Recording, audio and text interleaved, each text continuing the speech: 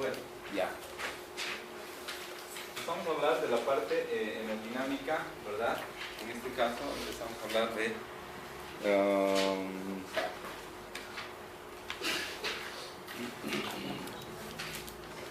del sistema circulatorio, ¿verdad? Se van a cansar de repente revisar esta parte, sin embargo, es importante ir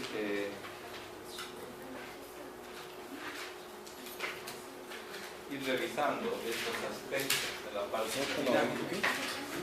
De la circulación. Aquí vamos a ver, ¿verdad? Y van a ser, yo creo que motivo de preguntas, ¿verdad? Vamos a cansarnos de hablar de presiones.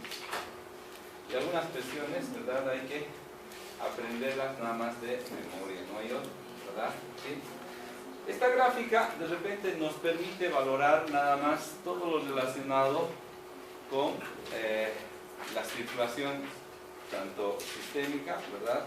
Relacionada con el corazón izquierdo, ¿verdad?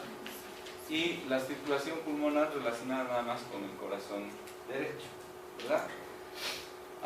En estos capítulos que vienen en adelante, ¿verdad? Hasta el capítulo 24, ¿verdad? 23, 24, ¿verdad? Vamos a hablar casi en detalle solamente del corazón izquierdo. Cuando llevemos sistema respiratorio y en la parte final del semestre, seguramente vamos a detallar las características, ¿verdad?, de la circulación menor. ¿Y por qué en sistema respiratorio? Porque tiene directa relación, obviamente vamos a tocar algún ápice por ahí, de repente relacionado con el nivel de presión que se genera. Sin embargo, estos capítulos que vienen están relacionados mucho con el corazón izquierdo, con sus presiones.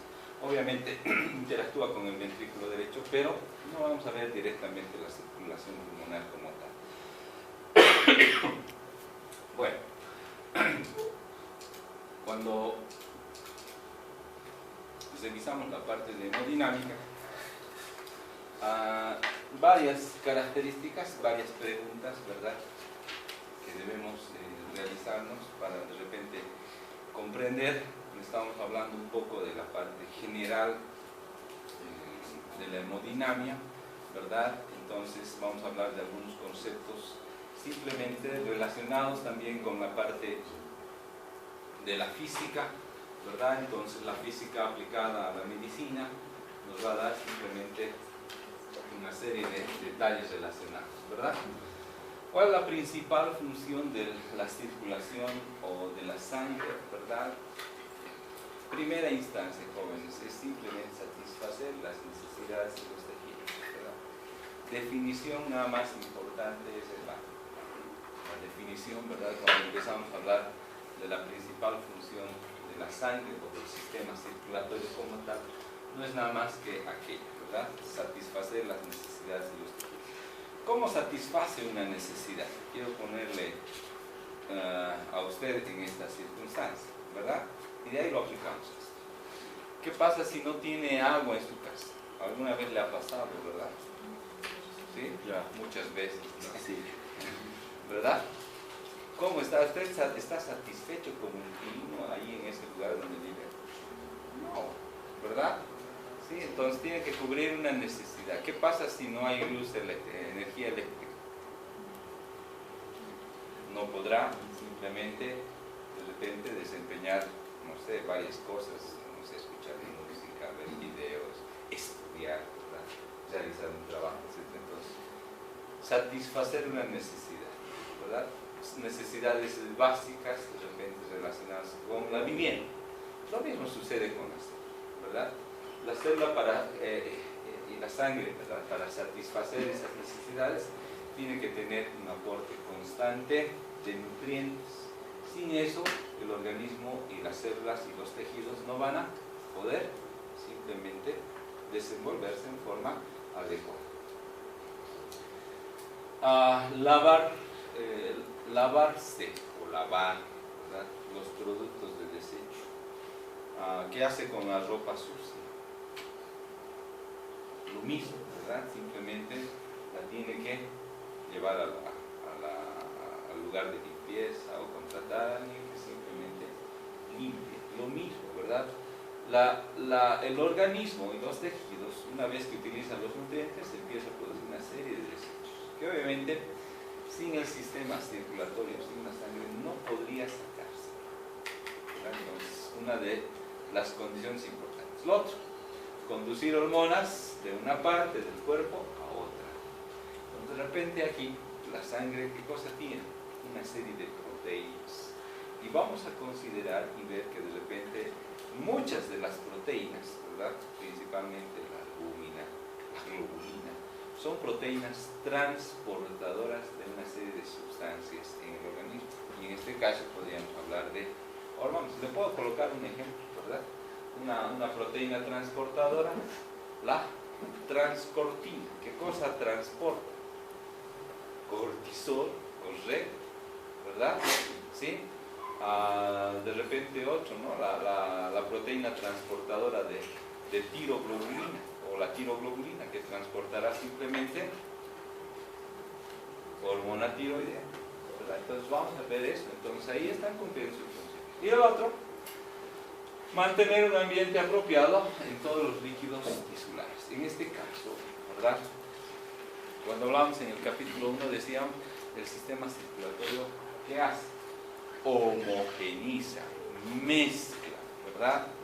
Todos los componentes y obviamente trata simplemente de mantener el medio interno en condiciones homeostásicas, ¿verdad? En este caso, las concentraciones de el sodio, el potasio, el cloro tendrán que estar simplemente en niveles adecuados, cosa que la célula pueda desenvolverse sin ningún inconveniente, ¿verdad? Muy bien, ¿por qué circula la sangre?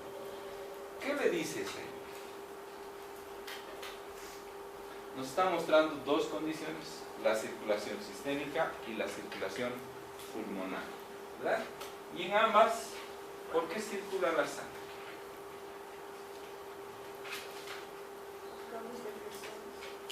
Correcto, bien, en realidad la sangre va a circular simplemente por la diferencia de presión.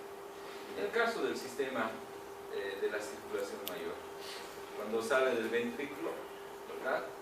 Va a ser impulsado con presiones de 100 a 120 milímetros de mercurio de presión y va a terminar llegando donde hacia las venas cavas, o si usted quiere hacia el corazón derecho.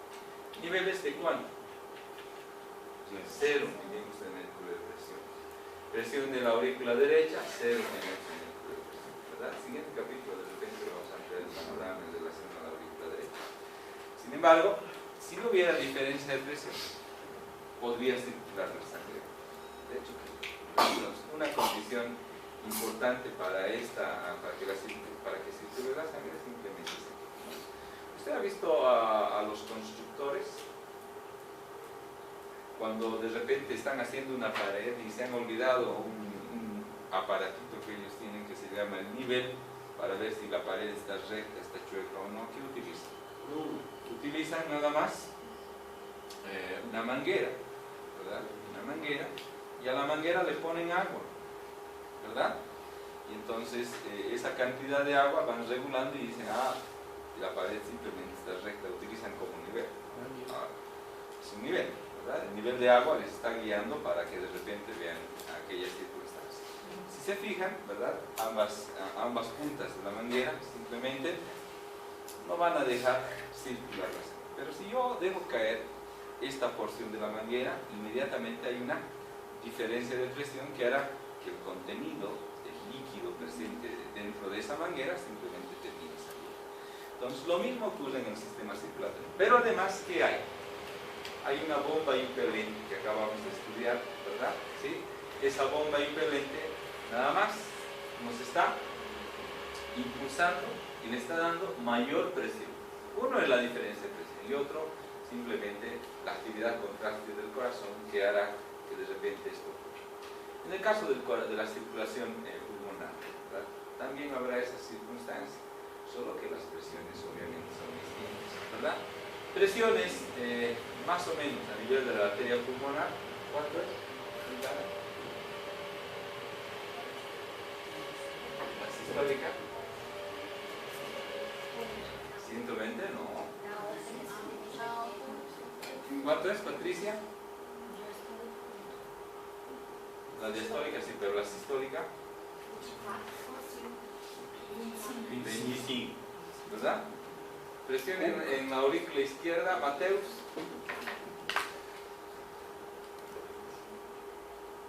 ¿Cuánto era? Cuando se contraía, correcto. Pero cuando no está contraída, no. De 4 a... Sí, de 4 a... No, menos inclusive, de 2 a 4. De 2 a 4. Si se fija, ¿verdad? No está en el nivel 0 como en la circulación mayor. Entonces estamos viendo nada más diferencias, ¿verdad? Diferencias. Entonces aurícula derecha y aurícula izquierda no es lo mismo, ¿verdad? A ver, ¿quién se acuerda de las ondas de la contracción auricular? ¿Cuáles son? ¿Se acuerda, Inés? Correcto, ¿verdad? Las ondas AC. Era una de las preguntas del examen, pero la borraron, porque yo dejé mis preguntas, la borraron. Saber que la aurícula, de repente, cuando se contrae, está generando una determinada presión, ¿verdad? Cuando de repente se ve en la parte de fisiopatología, van a considerar nada más que eso se termina de dar. Y de repente, en el caso de la aurícula izquierda, va a terminar dándonos, ¿qué cosa? Edema pulmonar. Y en el caso de la aurícula derecha, de repente nos va a provocar nada más edema generalizado, ¿verdad? Lo primero que va a afectar de repente el hígado. Entonces, bueno, ya veremos eso más adelante. Bueno, algunas características, ¿verdad? De la histología de los vasos sanguíneos, ¿verdad? Nada más vemos algunas diferencias importantes. Las arterias y las venas pueden tener, o tienen, mejor dicho, así, para que no haya confusión. ¿Cuáles son las capas de la Rosángela? Tanto de arterias como venas. Un poco de histología, a ver.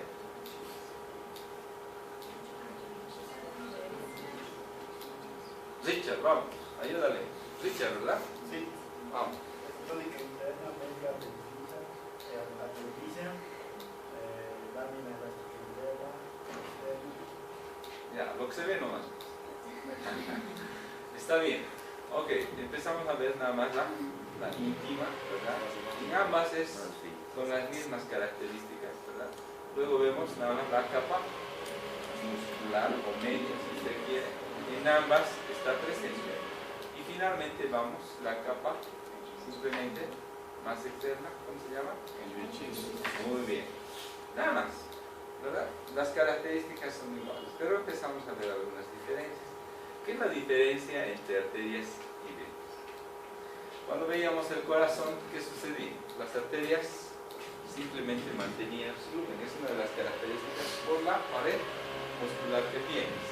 Sin embargo, las venas tienen la misma capa, pero normalmente tienden a colapsarse, ¿verdad? Era fácil distinguir a la cava inferior, estaba simplemente colapsada, ¿verdad? Algunos se han confundido de repente, ¿no? Entonces no se la encontraba al principio. Bueno, otra diferencia importante entre arterias y venas: Aristino, vamos.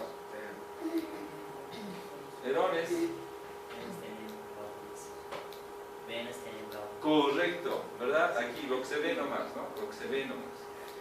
Las venas. Seguramente vamos a ver la importancia de estas válvulas cuando empecemos a hablar del capítulo 15 de la siguiente clase. Bueno, esto nos permite de repente hablar y distinguir. Función de las arterias, Antonio. ¿Quién es Antonio? Dicen, no sé. El hombre sin nombre. Bueno, entonces de repente empezamos a hablar, ¿no? La característica de las arterias es favorecer el transporte de sangre a grandes residuos, ¿verdad? A grandes residuos. Característica de las arteriolas, Víctor Hugo. Sí.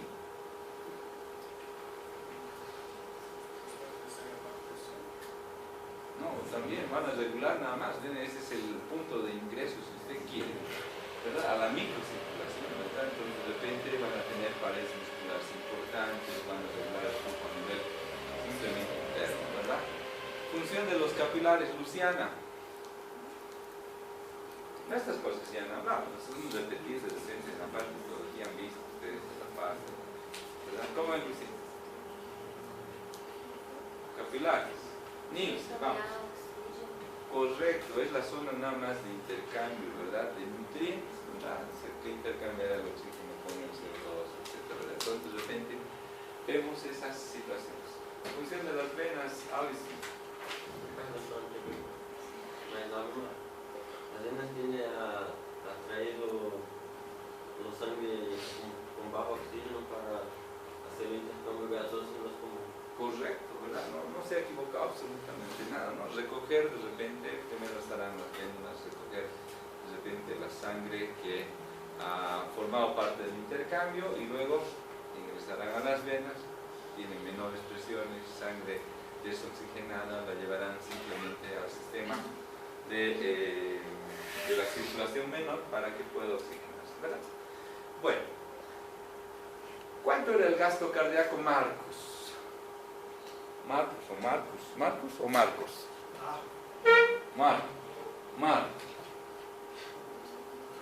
Marco de Génova, ¿o no? ¿No? ¿De Génova o no? No, Marco no. Ya, vamos.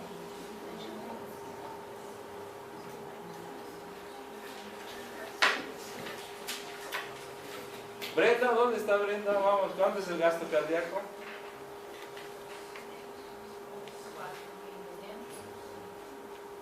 Ya está dentro del rango, no podemos decir que no, ¿verdad? Sí, pero en la persona, de repente colocamos en el capítulo 10, ¿cómo es, Mayra? Volumen sanguíneo. No, 4 a 6. de 4 a 6, eso quiero que recuerden, ¿verdad? De 4 a 6 en el estado de reposo, ¿verdad? ¿En quién será 6? En Marco, ¿no? Hombre grande, alto, robusto, ¿verdad? ¿En quién será 4? De repente acá, ¿no? Estoy bromeando. Ok, solamente para que ustedes vean, ¿no? Por eso nos da de repente para... Ok. La media, de repente de eso, entre 4 y 6 será 5. ¿Verdad? ¿Sí? Muy bien. Si el gasto cardíaco es 5 litros, que representará el 100% de la sangre, ¿verdad? Ya hablando en porcentaje, ¿verdad? ¿Cómo se distribuye en el sistema circulatorio? Y entonces hacemos un corte bien marcado, ¿verdad? ¿Sí? Decimos, en la circulación mayor, 84% de la totalidad del gasto cardíaco. Y en la circulación menor, solamente un 16%. Un 16%. Listo. 16 más 84, tenemos el 100% del gasto. Listo. ¿Verdad? Ahora, de ese 84% que está en la circulación mayor, ¿verdad? ¿Cuánto está a nivel, ¿sí? ¿Cuánto está a nivel de las arterias? ¿Cuánto está a nivel de los capilares? ¿Y cuánto está a nivel del territorio venoso? ¿Verdad? Y entonces esta gráfica nos está ayudando a eso. A nivel de las arterias, ¿verdad? Sí, solamente hay un 13%. A nivel de los capilares, solo un 7%. ¿Cuánto ya tenemos? 20. Correcto, ¿verdad? Un poco de matemáticas aquí. ¿Sí? Y el restante 64% va a estar localizado nada más a nivel del territorio venoso. ¿Verdad? Entonces, 20 más 64, 84. 20 más 64, 20 más 64, 84.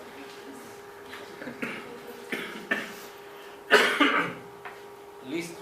Entonces hemos descrito las características nada más de la circulación mayor y su localización y su distribución. En la circulación menor, ¿verdad? Hemos dicho 16%. ¿Dónde está localizado? A nivel de los pulmones, solo un 9%. Y a nivel del corazón, solo un 7. 7 más 9, 16. ¿Listo? Matemáticas sencillas son en la parte de medicina, ¿verdad? Entonces no hay que complicarse acá, ¿ya? Entonces, a partir de esos porcentajes, jóvenes, a partir de esos porcentajes, ¿verdad? Podemos nada más considerar varios aspectos, ¿verdad? Pregunta de examen. ¿Verdad?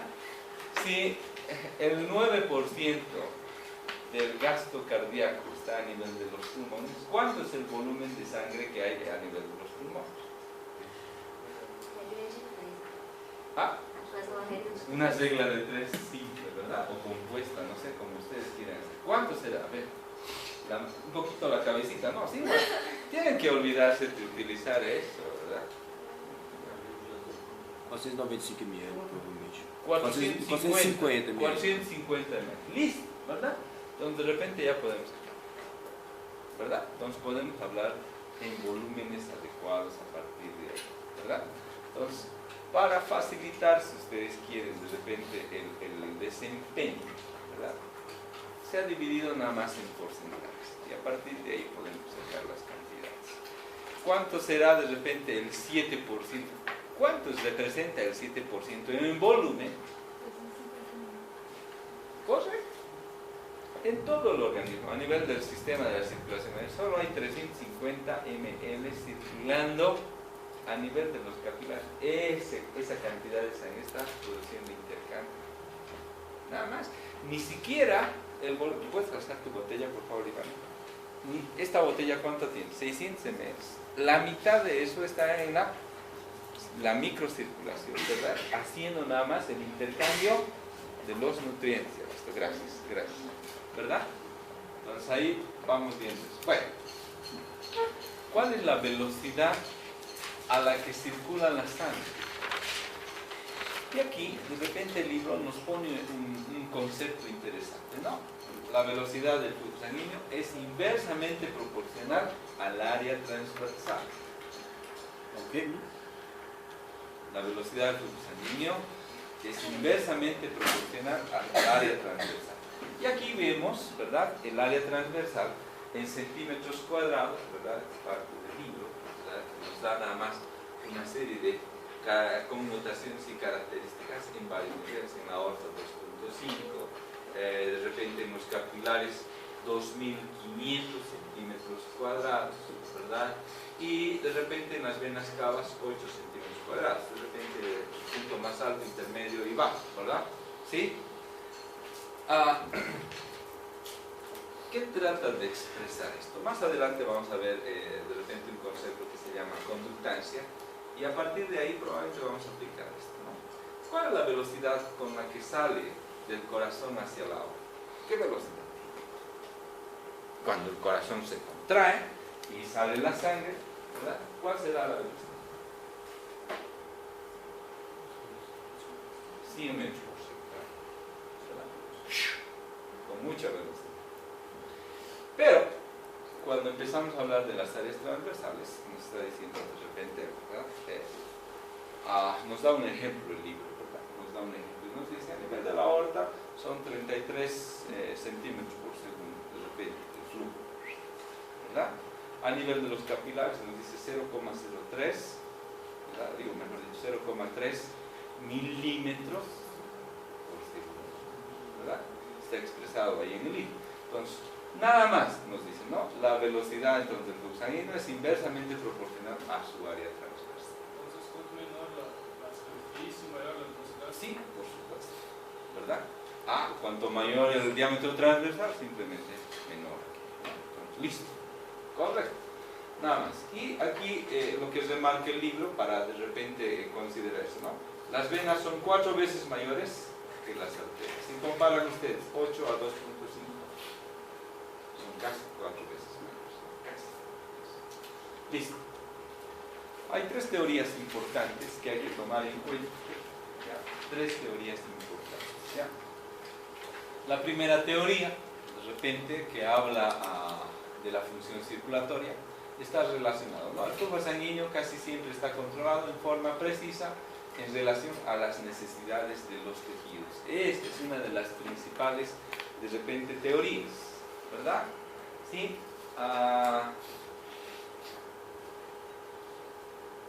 Ejemplo de esto. Después de que usted, cuando usted hace ejercicio, ¿cómo estará el flujo sanguíneo a nivel de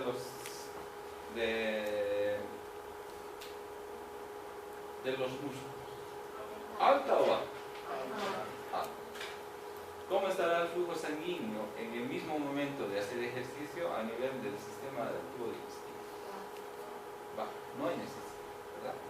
La mayor exigencia, pues depende, está relacionada con la actividad física. En este caso, si hay contracciones musculares, subiendo gradas, ¿verdad? Sin que sucederá. ¿Quién necesita mayor flujo? Son los músculos, porque esos me están favoreciendo nada más el hacer esta actividad física. El estómago nada que ver, ¿verdad? Entonces no requiere.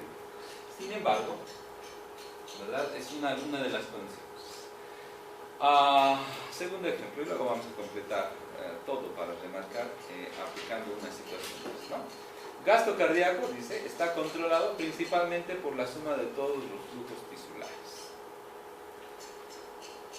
Gasto cardíaco está controlado principalmente por la suma de todos los flujos tisulares. Caramba, toda la sangre que vuelve hacia el corazón de repente debería de controlar y hacer que el corazón simplemente saque lo que llegue, ¿verdad? Eso es lo que está diciendo estos principios, ¿verdad? Todo lo que llega al corazón tiene que sacar. Bueno, un poco lo que decía también Frank Starling. Pero es todo el tiempo. Pregunta. No. Entonces, estas dos condiciones y aún esta tercera, ¿verdad? Simplemente tendrá que haber mecanismos neurohormonales, ¿verdad? Cuando usted duerme, su gasto cardíaco será lo mismo que cuando está haciendo ejercicio o está haciendo actividad sin necesidad de hacer ejercicio. No. ¿Quién está regulando o quién está predominando mientras usted duerme? Isabela. ¿Quién predomina mientras usted duerme para regular el gasto cardíaco? Correcto. ¿Qué parte del autónomo? Está bien.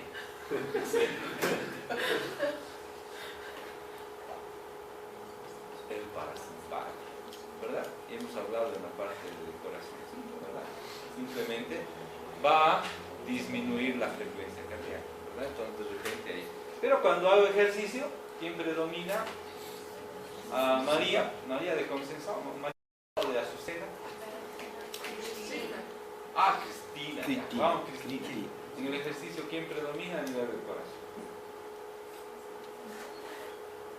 Por supuesto, medio dudando, ¿no? Pero ya, está bien. Ya casi me convence, ¿no? Casi. Entonces, de repente, nada más hay, ¿no? Entonces, lo mismo ocurrirá en esto.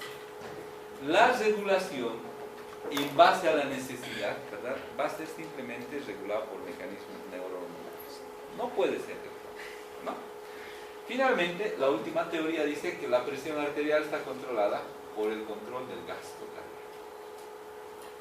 Presión arterial. Gasto cardíaco, acabamos de recordar, ¿cuánto era el volumen? De 4 a 6. Correcto, la media sí, ¿verdad? ¿Qué pasa si el volumen se cae? Aprendí tu nombre, ¿cómo se llama? Giancarlo. Ya, muy bien. Listo, vamos. ¿Cómo es si la ¿Qué presión? pasa si el gasto cardíaco cae? Si en vez de ser 5 litros cae a 3, ¿cómo está la presión arterial? Va, listo, nada más. Ahora, si eso ocurre, si la presión perdió sangre por X motivos, no lo vamos a poner, volumen sanguíneo, presión arterial, ¿qué hace el organismo? Mecanismo neurohormonal para regular aquello. No puede el organismo perder y dejar que la presión caiga. De repente nos vamos a encargar en los capítulos que vienen, ¿verdad?, de explicar esos detalles. ¿Qué hará? Simplemente activará el sistema de regulación de la presión arterial instantánea, ¿verdad? O nerviosa, ¿verdad?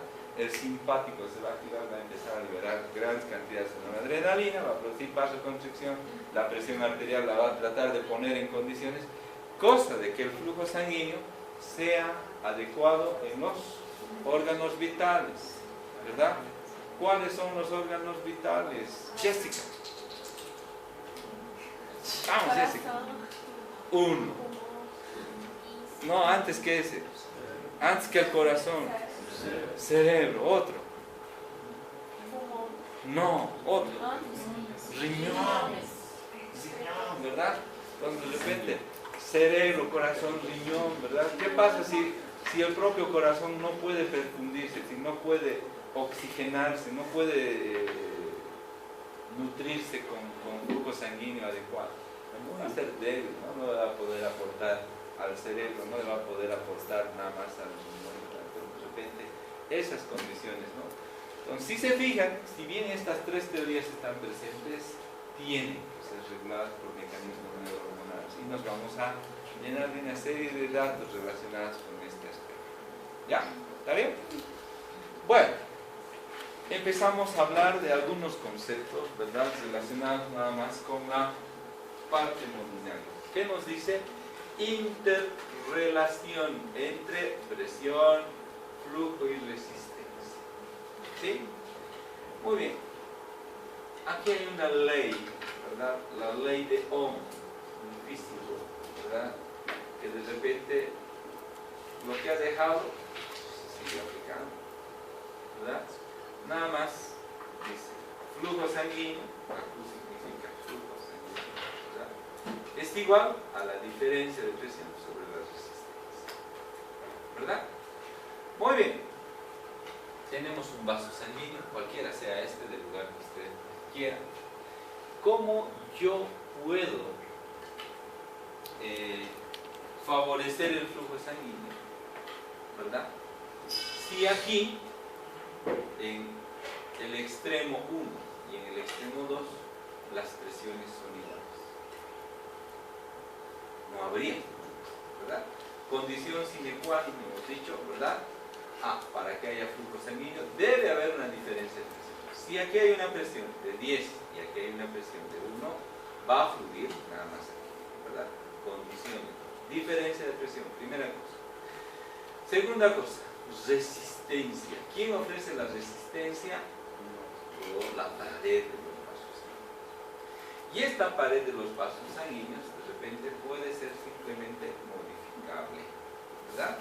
Porque de repente, si hay estímulo simpático, habrá vasoconstricción.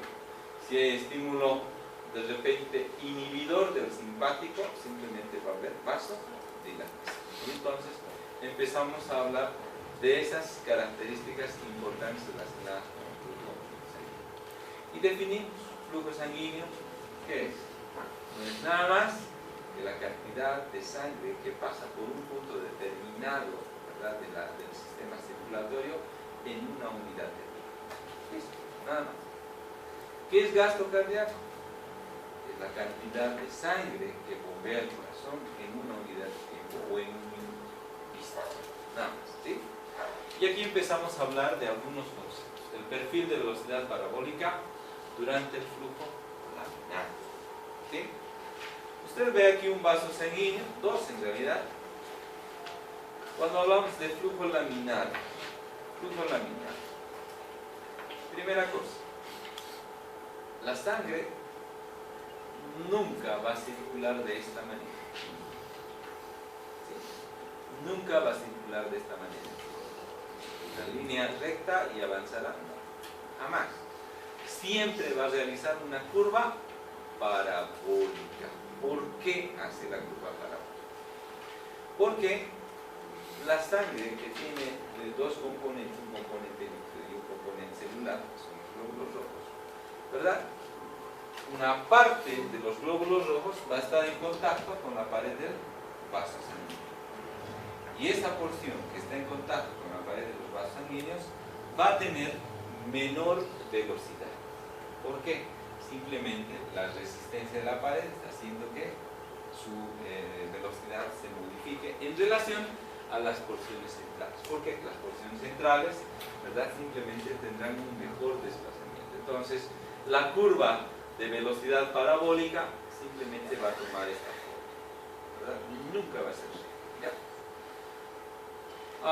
Bueno, flujo laminar. ¿En dónde se produce el flujo laminar? En vasos rectos y lisos, ¿verdad? Y largos, ¿no? Largo, recto, pero además liso. ¿Por qué liso?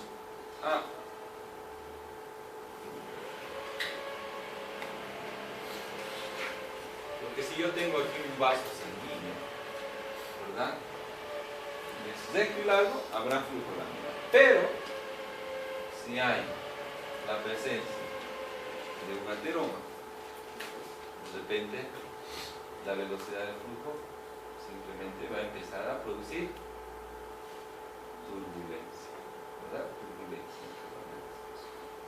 Y de repente terminará saliendo, ¿no? De esta manera. Entonces, condición, ¿verdad?, para que haya flujo laminar, vaso sanguíneo recto y largo, ¿verdad?, pero además que sea liso.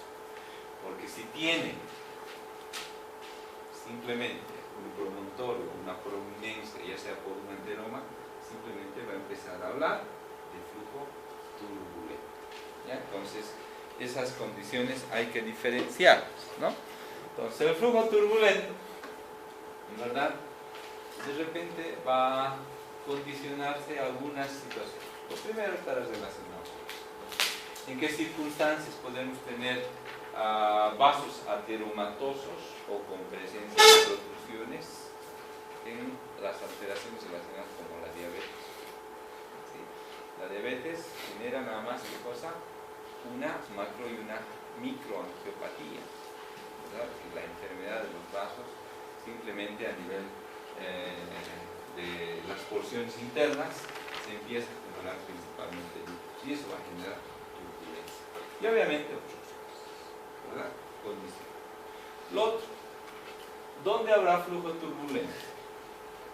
Si yo dibujo un poco esto del corazón izquierdo, ¿verdad?, que nace de aquí, ¿ok? Cada vez que se contrae, la sangre chocará aquí y me va a terminar simplemente generando turbulencia. Entonces, en los cambios bruscos de los vasos sanguíneos, será otro nivel que me provoque nada más turbulencia, ¿no? En el caso del callado aórtico, ¿verdad?, sale con tanta fuerza, termina chocando, de repente genera turbulencia, ¿no? ¿Qué más? Superficies rugosas o vasos anfractuosos, ¿verdad?, nos podrán dar de repente también flujo turbulento, ¿verdad? Chocará, etc., ¿verdad? Entonces de repente vamos a tener esas condiciones en el flujo. Bueno, ¿cuál es la tendencia? Primero, tiene que ver la velocidad, en el caso de esto, ¿sí?, ¿verdad? El otro, el diámetro. El diámetro, ¿verdad?, cuando hablábamos de velocidad, decíamos, es inversamente proporcional al área transversal. Entonces, otra situación. Y una tercera condición está relacionada con la viscosidad de la sangre. Cuando hablamos de viscosidad, al final del capítulo de repente vamos a comprender esta palabra con mayor detalle. Sin embargo, viscosidad, cuando hablamos de sangre, simplemente está relacionado con el aumento, nada más de qué, de elementos formes de la sangre, ¿verdad? Entonces, no es lo mismo transportar en el sistema circulatorio, le voy a hacer esta relación, ¿verdad?, aceite y agua. Uno de ellos es mucho más viscoso, ¿verdad?, que simplemente el agua. El agua, en el caso, de repente lo voy a relacionar con la anemia. En la anemia, de repente, ¿qué? Hay mayor cantidad de líquido plasmático que de células. Cuando hay viscosidad, o cuando hablamos de repente de policitemia, el otro extremo, las anemias, ¿verdad?, simplemente el flujo va a ser completamente diferente en ambos casos, ¿no? Entonces ahí por un poquito del ejemplo de todo lo que hemos mencionado en relación a esas circunstancias. Bueno, presión sanguínea, ¿cuál es la definición? No es nada más que la presión que ejerce la sangre sobre la pared de las arterias. De repente vamos a hablar en el capítulo 15 algunas cositas, algunos métodos en la práctica, ¿verdad? Que sé que ya han hecho, dos métodos importantes, el de Riva-Roxy, uno, y el de Korotov, ¿verdad? Simplemente nos darán esos parámetros relacionados con aquello. ¿Se puede medir la resistencia de los vasos sanguíneos? Sí, se puede medir, pero en forma indirecta.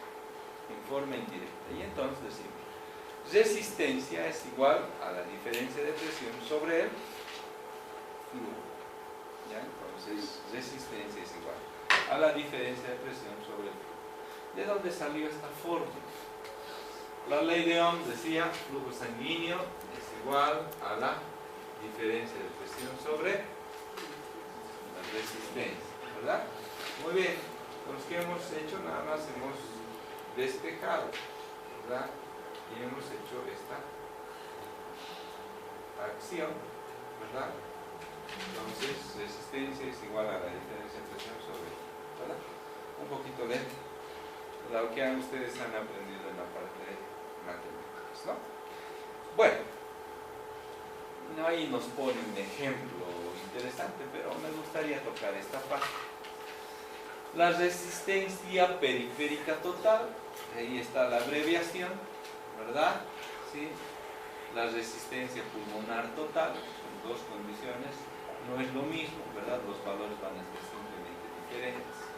Entonces aplicamos esta fórmula. Voy a tratar de ser más ordenado con esta parte.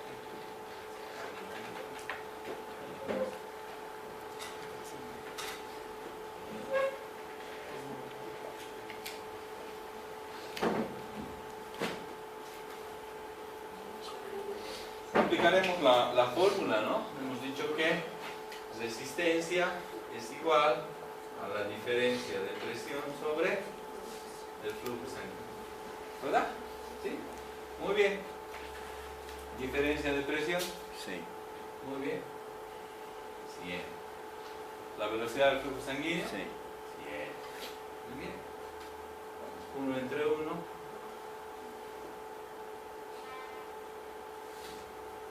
¿Verdad? ¿Sí? Nada más. Entonces hemos aplicado los conceptos que ya hemos visto. Diferencia de presión para que fluya la sangre va de un lugar de alta presión a un lugar de baja presión, ¿verdad? Desde el ventrículo izquierdo hasta la aurícula derecha. La diferencia, nada más. 100 milímetros de mercurio de presión. Flujo sanguíneo, la velocidad de repente 100 metros por segundo. Si tengo 100 manzanas y tengo 100 personas, ¿a cuánto le corresponde a cada una? A 1, ¿verdad? Entonces, el PRU no es nada más que la unidad de resistencia periférica. ¿Sí? Entonces, nada más estamos desarrollando o estamos relacionando esta fórmula para sacar este valor de la unidad de resistencia periférica, ¿no? Entonces, aquí están los valores, la velocidad del flujo sanguíneo, simplemente 100 ml por segundo, ¿verdad? La presión o la diferencia de presión 100 en el sistema arterial va a darnos una unidad de resistencia periférica, pero en el sistema de repente de la circulación pulmonar va a ser diferente porque las presiones y las velocidades simplemente son diferentes, equivale solamente a 0,14, pero tarea será para que ustedes simplemente desarrollen ese detalle ya en la circulación pulmonar. ¿Ya? Ya estamos acabando, yo sé que están cansados. ¿Qué hora es? 10 horas. 15 para 15 para las 10. Temprano. ¿Ya? Acabamos y nos vamos. ¿Ya? ¿Sí? ¿Está bien? ¿O quieren tomarse un break? Muy bien. Cuando hablamos de conductancia, ¿verdad? No es nada más que el flujo sanguíneo a través de un vaso sanguíneo, ¿verdad? Para una determinada presión. Ustedes están viendo aquí una imagen y nos está dando un ejemplo, ¿verdad? todos estos vasos tienen diferente lumen o tienen diferente diámetro. La presión nada más es constante, en este caso 100 milímetros de mercurio de presión para los tres. Uno tiene 1 centímetro de diámetro, el otro tiene 2 centímetros y el otro tiene nada más 4.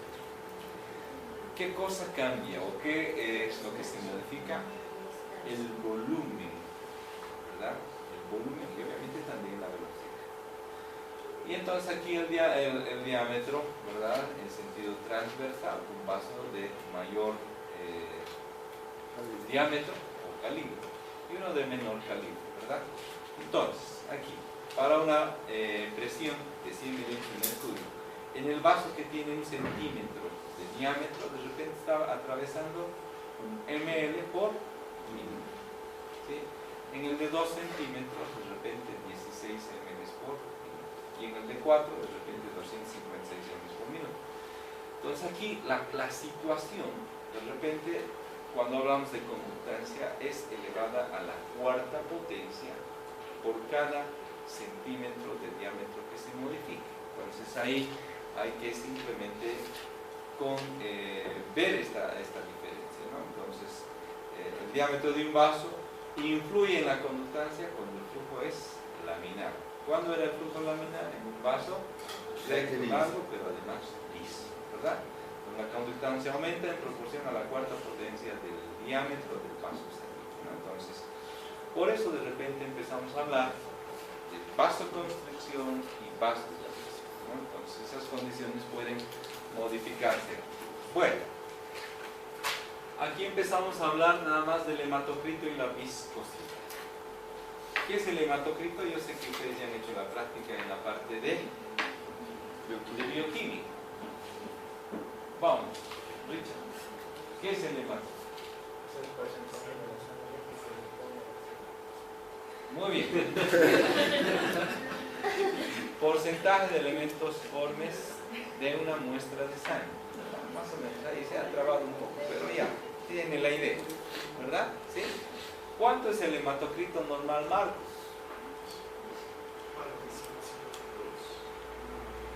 ¿Qué dice Azucena?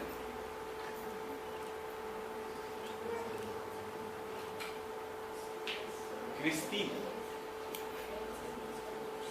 El sin nombre. Responde, ¿verdad? Le digo Antonio, no responde. Vamos. Bruna. 42 varones y 38 mulheres. 38%.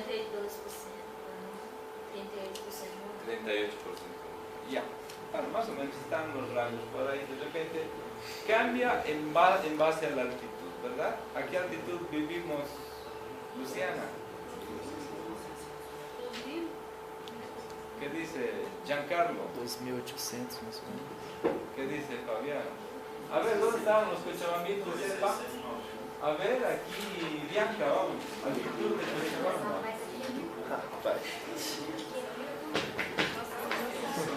No soy de aquí. Ana, pero vives aquí. ¿De dónde? ¿De Beni? Altitud de Beni.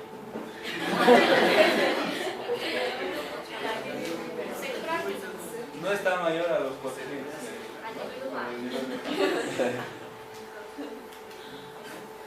¿Quién? ¿Cómo lo dicho? 8 cochabambinos de cepa allá, Azucena.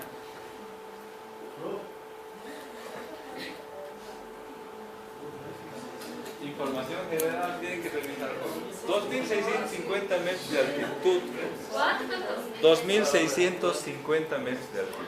Entonces, no es lo mismo vivir a nivel del mar que a nivel de la altitud, ¿verdad? Entonces de repente cambia esas circunstancias.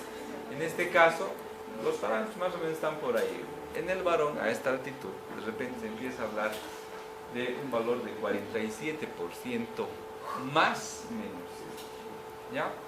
47 más menos 7, ¿no? Entonces de repente, más 7 puede ser 54 a esta altitud. Menos 7 puede ser 40, ¿verdad? Es un parámetro.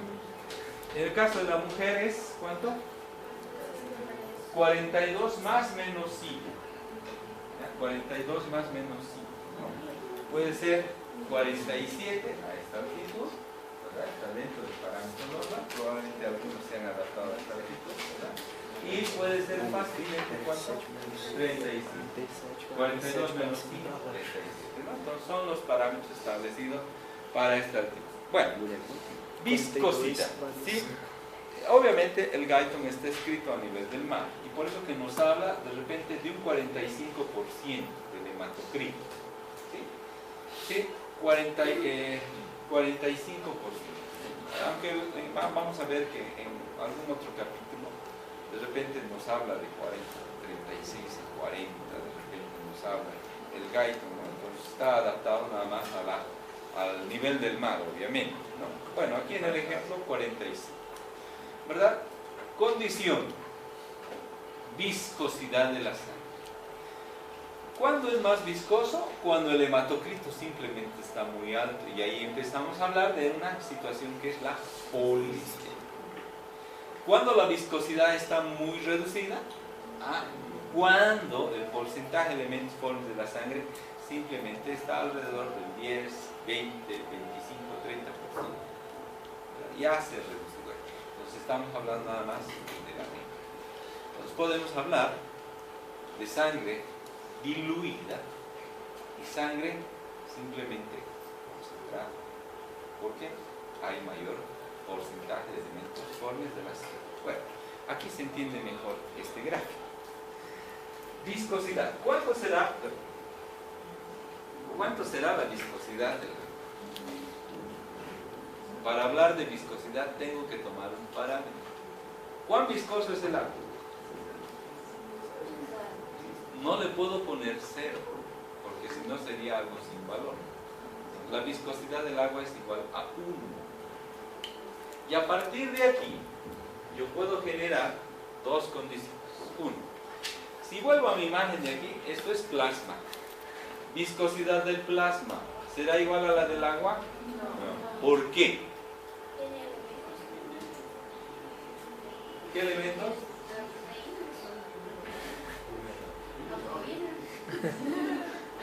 Tiene una serie de solutos, ¿verdad? Tiene una serie de solutos. Lo que dice está correcto, ¿verdad?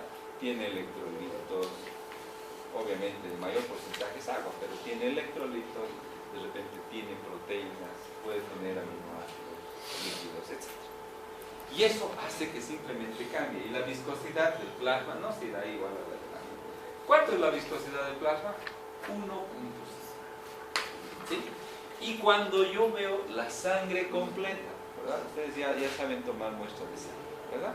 Sangre completa, sin centrifugar, ¿cuánto es su viscosidad? 3, correcto, ¿verdad? Entonces, cuando la persona tiene un hematocrito de 45%, ¿verdad? La viscosidad de la sangre equivale a 3. Y eso es lo normal de la sangre, ¿verdad?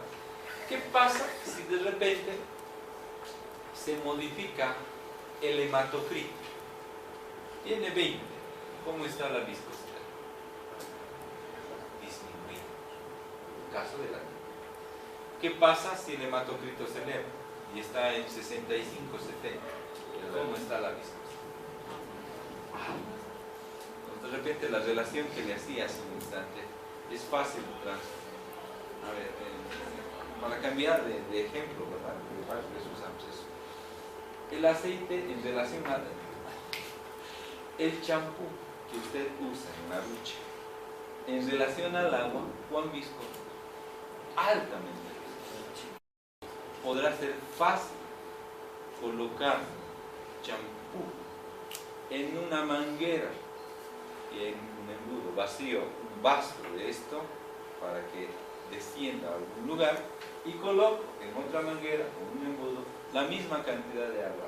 ¿Cuál es más rápido? Obviamente, por su viscosidad, ¿verdad? Entonces, ¿qué sucederá en el sistema circulatorio si tenemos polisistemia y si tenemos anemia? Haga la misma relación, ¿verdad? En uno, el flujo sanguíneo va a estar rápido, el corazón va a estar simplemente muy rápido.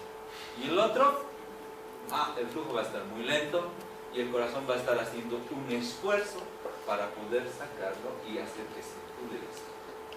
¿verdad? Entonces ahí vamos viendo esas cosas, ¿no? Entonces, efectos de la presión sanguínea sobre la resistencia vascular y el flujo sanguíneo. Aquí podemos simplemente representarlo de una manera bien fácil y sencilla, ¿verdad? Pasamos, creo que de esta parte. Vamos a apagar. Terminamos esta parte con con esta circunstancia, ¿verdad? ¿Quiénes son buenos bebedores de agua? Ok, ahí ya. Lo voy a utilizar a Víctor Hugo. Ese es mi ejemplo. ¿Verdad? Ok. Le hago tomar 1 litro de agua en el tiempo más corto. ¿Sí? Puede hacerlo. Correcto. Muy bien. Acepta